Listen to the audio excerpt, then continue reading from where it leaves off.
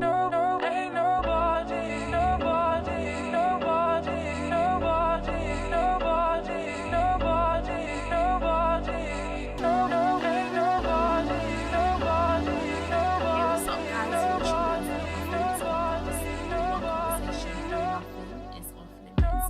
your host Joyce, and I'm back again with another special guest, and I'll leave it to you to introduce yourself. Hi guys, my name is Nathan Ziel. I'm a co-founder of Maison Artell, a fashion brand. We started in 2015 with two others, Kevin and Terry.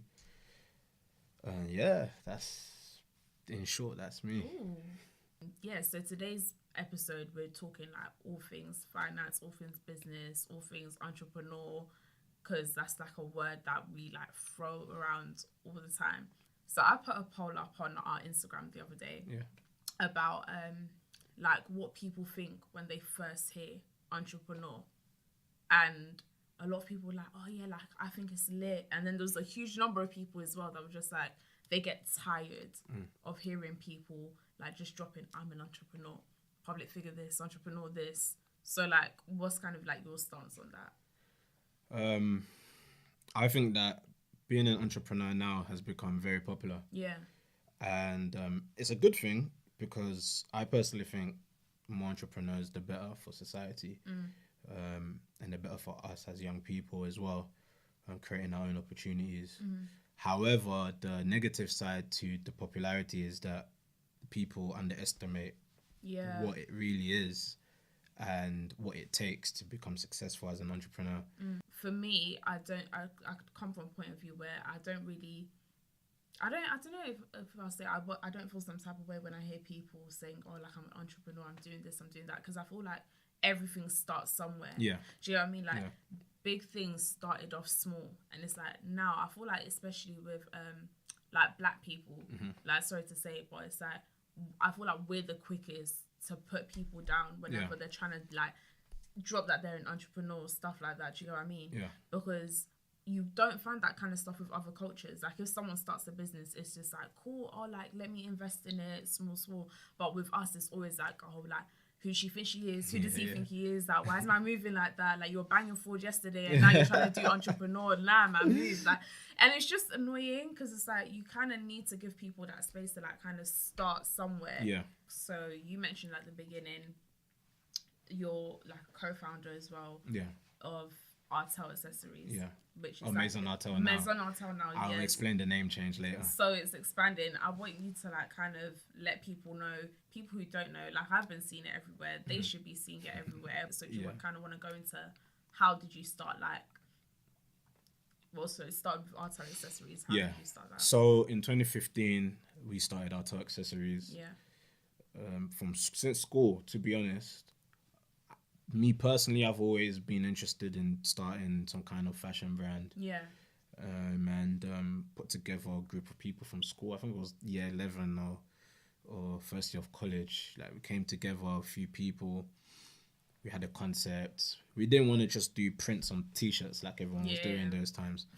We wanted to actually do proper clothes. Shady. Yeah, so we like that's what we wanted to do. That was our dream in a sense. And so you know, we had a girl who was a designer who drew a few bits and bobs, and a couple of other guys just thinking of some concepts and stuff like that. But we were 16 or something like that. You know, it's pricey to start a full on. Well, we didn't really have information. We assumed that it's gonna be too expensive to actually make your own clothes. At 16, we don't know anything, so it died down. You know, again, most people are starting clothing lines, printing logos or phrases on their tops. And we went a complete different direction and said, okay, you know, let's do accessories. I mean, there are accessories brands out there, but in terms of our space and with black people and small black brands, I don't think there's anyone really there doing that specifically. And we started looking for suppliers in the summer of 2015. And then towards the end of 2015, we brought in our first collection of Croco card holders and phone cases. iPhone 6 cases only. We barely had money. We only 'Cause stocked black and white. I was waiting for my nude, like the big case. So we started in 2015. I was in my final year of uni, but we were sitting on ideas or trying to formulate ideas before that. I wish that we could have started even 2 years earlier. Yeah. I mean, better late than never, and we weren't really late. We were still young, you know. Yeah. We was still in university, but again, it just goes to show that it's just taking that step. You know, there's an element of fear because you're going into the unknown and you're putting down money that you could be using for other things. Else, yeah. But once you take that leap and you're in, it's not as daunting. It's still difficult, but it's not as daunting anymore. Like, and so just sometimes you have to just close your eyes and jump. Do you think it helps like having a team, even though you mentioned there's like a few of you in your team? Yeah, so there's 3 core members, including myself, Okay. and then there's a few others that are helping with things like marketing and designing. Yeah. And does that make it easier for you to kind of have to like keep going, or do you feel like it's added more pressure onto you, like when like you want to quit, it's just like, oh, okay, like, but there's all these people that kind of need me to kind of carry on? It's a mix, actually. It's a mix because even beyond your team members, there's people out there that are rooting for you, and so you want to quit, but then there's so many other people that are watching you and saying, oh, but you know, if you told them, if you meet them on the road and they'll be like, oh, do you still do that? Do you still do that thing, that podcast thing? And then you say no, and then they're like, oh, but that was really good. Why did you? Yeah. You know, and so there's that as well. I mean, someone might not care. They might quit and just be like, I'm done. Like, I don't even care if you were buying or whatever. But even beyond your team, there's people that are rooting for you that will be upset if you quit. Yeah. But having a team does make things easier as well to an extent, because you can focus a little bit more on certain other things or your strengths. Yeah. And you have people who have certain abilities work and use those abilities to push the cause forward and the brand forward. Main thing is just start. Just start something, man. Just start something. Yeah. And keep in mind that you need to learn the game as you're doing, as you're going along. If you do that, over time you'll be all right. And patience, man. Things ain't gonna happen overnight. Oh my gosh, that overnight success thing. Like, I think it was on the second episode or something I was talking about it. Yeah. But you have to understand, it's kind of frustrating. Like, you want things to work, and I know that things take time, but you know when now it's like everything happens so quickly. Yeah.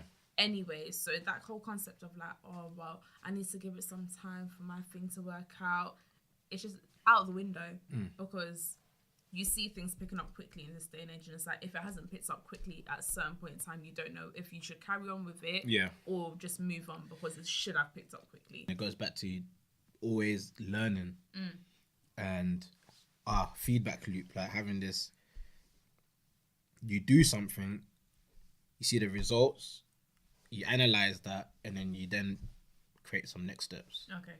Sometimes it's as easy of posting something up, you posting a video up, and actually sending it to a couple people and saying, tell me what you think is bad about this video. Okay. And don't feel the burn when people say bad things about your stuff. You should take that more important than people praising you, in my opinion. I feel like that's assuming everyone's got like a good support system around them. Yeah. Not everyone has that, where people around them want them to like do well or to like go forward and stuff like that. And it's so like, it's even difficult for people to see that in certain situations. Like they're around people maybe for like a certain number of years or whatnot, and then because of that it's like, oh yeah, no, these are my codies, ride or die till the end. But drop something and watch the amount of criticism come, and it might not even be that you're doing anything bad, but it's... So you want to eventually have a filter for the criticism. You want to be able to filter out criticism that's just because they're hating, and actual real criticism, like, you know, whatever it could be. Some people might say, I don't like the filter you put, I don't like the topics, or I don't like this and don't like that and don't like this. They'll just give a whole list of stuff. Yeah.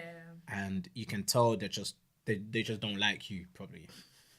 But some people might come and say, like, oh, that one. you know, but some people might actually say some things, you know, yeah, I don't like that filter. Yeah. That maybe that filter could be a bit better. They might not know what the better is. That's for you to figure out. And if a lot of people are saying the same type of criticism, then you should probably like listen. Take on board. Yeah. You should probably listen and think, all right, like 10 people said they don't like the filter on this picture. Maybe I should look at some other filters, you know. So you want to constantly be learning and eventually, hopefully, growing.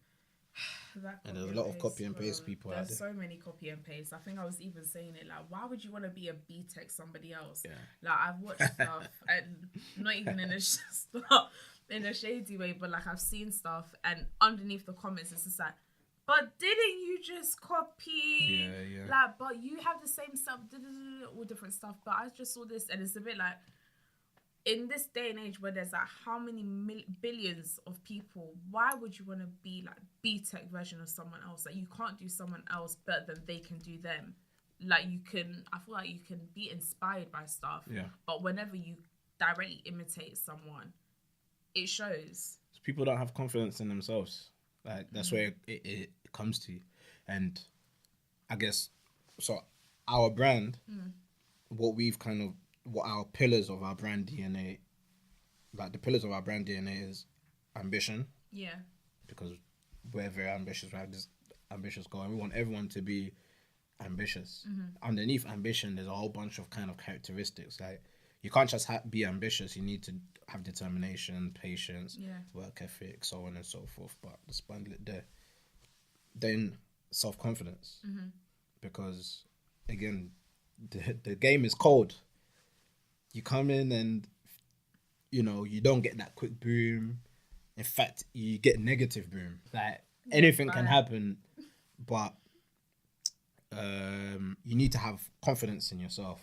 You need to have confidence in your abilities, and you also need to have confidence that you will gain the abilities to achieve these goals. And then have just confidence in yourself. Like, you're in your own lane. You don't need to look left or right, just forward. Whilst you're explaining everything, it's triggered something inside of me, And it reminds me of, like, you know, when people are like, there's a difference between being self-made and having, like, being aided, because a lot of this is stuff that you're saying you learn on the go kind of thing. Now, recently, there's been a lot of talk about, well, people who are, like, successful, you, like, if you've already had, like, backing and a big, like, boost, you can't really call yourself self-made, i.e. Kylie Jenner. Okay, cool. Now, what's your, like, personal stance of someone being able to call themselves, like, a self-made billionaire like her? Can you say, like, she's gone through all these challenges unaided? Do you think the help is what's put her there, essentially? Or is she self-made like you? Well, I'm definitely not self-made like her. Okay. Let's say, like, she's a billionaire. We're trying to get to that status. She's on a completely different level. But she semi came from money. I mean, she was very young when her family started making millions.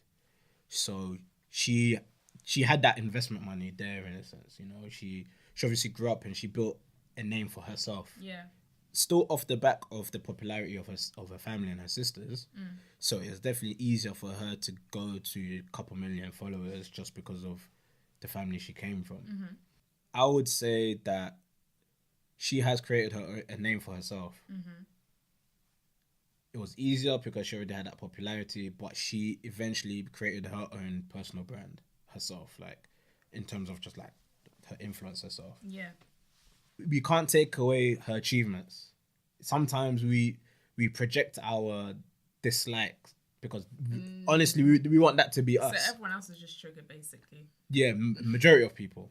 I think majority of people that don't like how she's being turned self-made is because they want to be her, or they want to at least have what she has and grow in the way that she did. Because the reality is, self-made or not, she's still a billionaire. Yeah, man, she's a billionaire, man. So, she's chilling. And you're there on social media just commenting saying, she's not self-made. Like, if you're really burning, go put in the work. Go do something, exactly. Oh, no, but she already had money. No, there's excuses. There's people that came from -0 and they're billionaires. Exactly, and they're richer than her. Honestly, I think it's just a thing where we want to feel better about ourselves, to feel like, well, she had help and that's why she's there, and I don't have help and that's why I'm here. Yeah, I completely agree. That's what it is, I think. And that's just some dead excuses. Exactly. You think that is you think that is easy? Like, I'm just gonna put in 10 million and my brand's gonna just. These people put in mad work, you know. Exactly. You can say, the Kardashians, just, because of her sex tape or whatever, and boom, boom, bam. Look, they capitalized off that. Yeah. And then not only did they capitalize off that, so this is this kind of boom, this random boom, they then built off that, and these people are marketing geniuses. You can't take away from the fact that they know what they are doing. That's very true. They've learned over time what works, and they go ahead. Run with it. Okay, so number 2 on that then, helping people. Do you feel a responsibility to have to help others once you make it? And like, as in terms of like family, extended family members and stuff like that? Because I saw Meek Mill talking about it. Yeah, I saw that today. Yeah, I saw that today, actually. He makes sense to an extent. I mean, he makes sense. His point is valid, in my opinion. Yeah. Other people will now come and say, oh, yeah, but, you guys make... I think I saw someone's comment saying, oh, you guys forget where you came from and stuff like that. And for some people, that is the case. They make it and they dip, they go, and that's it. Like, they think they're bougie. They don't care about no one else but themselves. But I believe that most of those people that were in that room, they've helped so many of their family members. Exactly, on the way. But how much can you really do? Some people are so ungrateful. Some people will just continue to eat off you all the time. I mean, we experience it ourselves. We've got family back home. Yeah. They'll call you for money. You'll send them money because they're your family members. They use the money, then they call you back. Can I have more? You say, nah, like, I don't have that no more. And then now they're thinking, oh, like, what do you mean? And, like, I feel like when we help, we should try to help as well through education and through eventually having them maybe have something that creates income for themselves if it's financial help. That way you can give them a whole bunch of money, be like, all right, you've learned a bit about starting this kind of business, start it. I will help you as it's picking up, but hopefully at some point it'll pick up, and then you won't need to ask me. Yeah. But you'll be good, and your part of the family will be good or whatever. Exactly. Thank you so much for coming on today. No problem. Thank you for having me. It's alright. Do you want to give everyone like your socials and stuff where they can find you? Find the business Maison Artell, MAISON ARTELL. Instagram, Snapchat, Facebook, Twitter, YouTube, I think, as well. It's all the same. You know, consistent. The website is maisonartell.com. And you can find me at Natino Boss, NATINO Boss with 3 S's, because the one with 2 S's. Oh, you just have to exaggerate and let them know. Yeah, no, well, I had the one with 2 S's. I got locked out of, but that's a different story. So I made a new one with 3 S's. So got you. So yeah. Okay. Well, and if you want to keep up with what's happening with Off Limits and when we're coming on next, and we know that we've taken a bit of a gap, but that's because we've got more content in store for you lot, make sure you check us out on Instagram, on Twitter, at Off Limits UK. Also, make sure you check out the audio on all platforms. So all major platforms have it streaming, and they'll be out at the same time as the visuals. But thank you so much for tuning in, and we will see you next week. Bye, guys. If you're not watching this, you're losing. If you snooze, you lose. Yes. All right, bye, guys.